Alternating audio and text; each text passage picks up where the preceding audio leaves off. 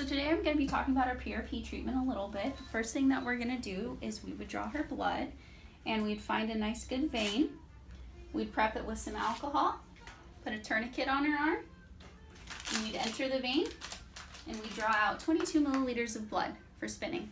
Once we have that blood, we're going to go ahead and put it in the centrifuge with our balance tube, and that will spin for about 10 minutes. And then when that's done, we'll have a layer of red blood cells on the bottom. This layer right here will turn into a thick milky white layer in between the red blood cells and the plasma. And right under the plasma on top of that layer will be the platelets. So we'll go ahead and take out a little bit of the plasma that isn't platelet rich, usually about 5 milliliters. And then we shake the tube gently to mix it with the platelets. And then we extract all that we can from there. And that's what we use for the PRP treatment. Thanks, Becca. We're injecting PRP into this patient's scalp. This is her 4th treatment, stimulating hair growth. So we've done a blood draw and separated out the platelet rich plasma. And now we're going to treat her scalp with it. We use a Zimmer cooler for comfort to make the injection very comfortable. So we'll do that here.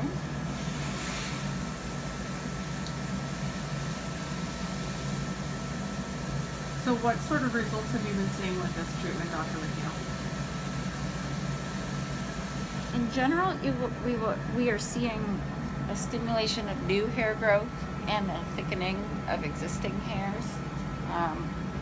The way the treatment is done is a series of injections along the frontal and temporal scalp, and this fraction will diffuse to the whole 3 centimeters surrounding the injection site, stimulating new hair growth in those areas.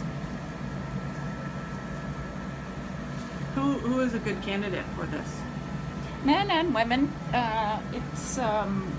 People with early stages of hair loss, so patient can't be bald, but people who are just noticing some thinning of their hair, they'll see new hair growth within a couple of treatments. But generally we do it as a series of 4 treatments monthly with maintenance treatments once or twice yearly. And you were talking about something called a trichogram. What's that? We do assessment of the hair density and thickness with a computerized assessment of the hair growth called a trichogram. So we did a baseline on this patient and one before her 3rd treatment.